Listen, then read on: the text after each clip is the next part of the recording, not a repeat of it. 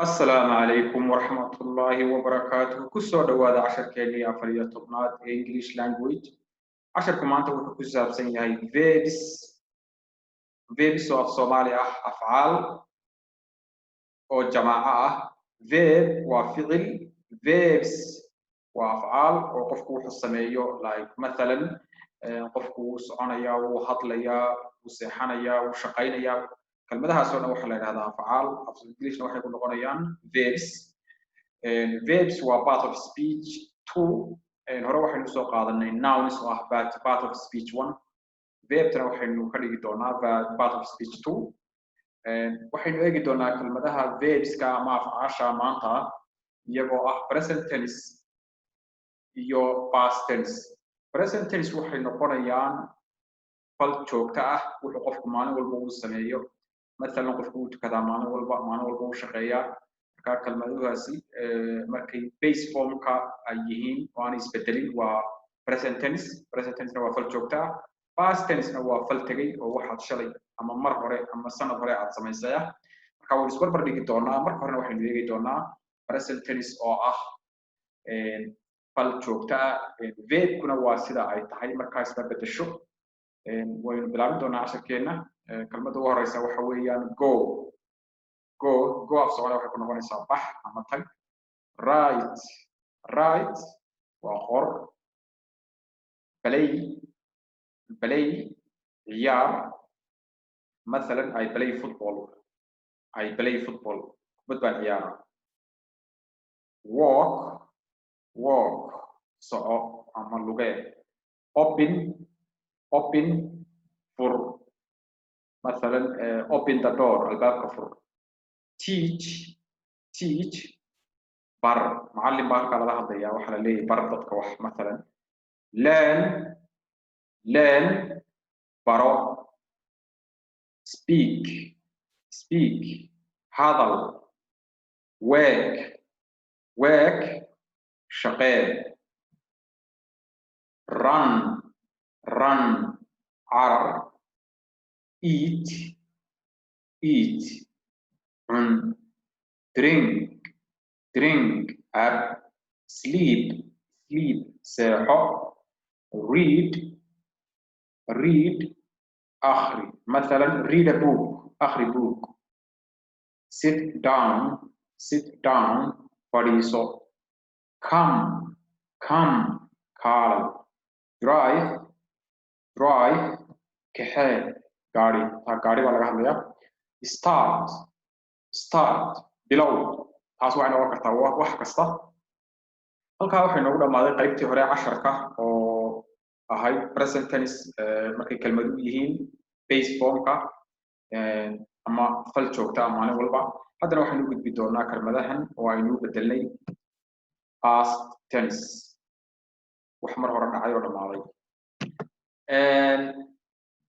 go waxay isu bedelaysaa fal tegay ama past tense. went tegay. right qor.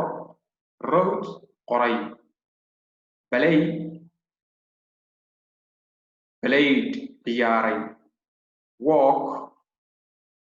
walked lugeeyey. opened furay waa action ama ficil mar hore la sameeyey. teach taught baray. learned bartay. speak hadal. spoke hadlay. work shaqee. worked shaqeeyey. run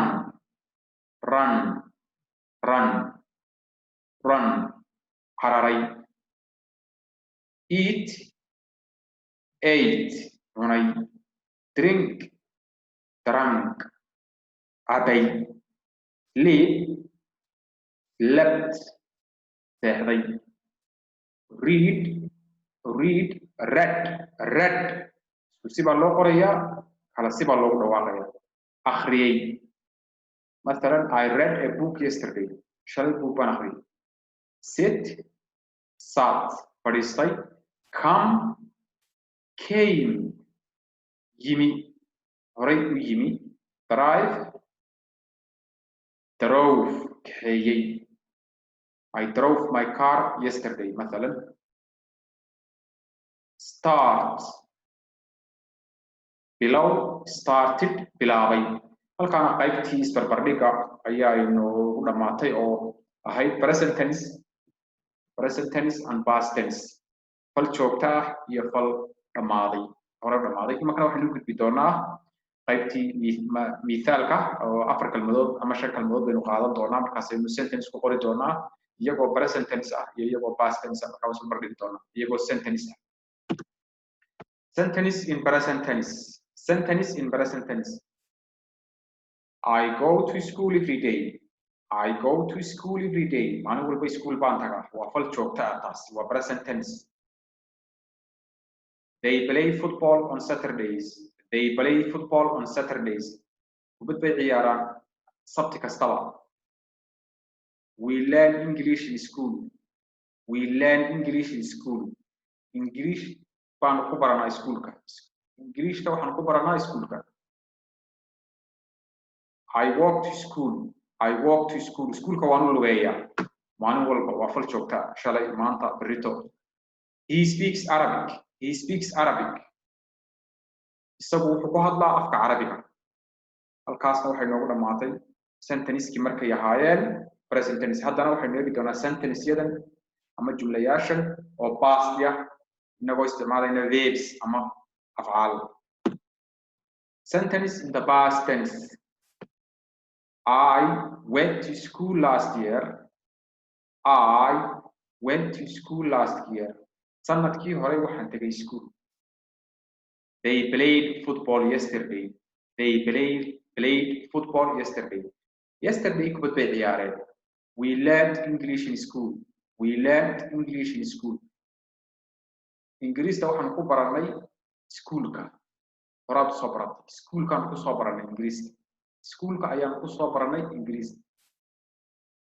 I wrote a letter to my friend I wrote a letter to my friend saaxiibkay waxaan u qoray waraaq marka mar horaad qortay waxa u dhamaatay he started school at 5 years old he started school at 5 years old iskuulka wuxuu bilaabay da'diisu markay ahayd 5 jir iskuulka wuxuu bilaabay da'diisu markay ahayd 5 jir okay casharku maanta intaas uu inoogu dhan yahay intaynu ku kulmi doonaa casharkeena dambe assalaamu calaykum waraxmatullaahi wabarakaatuh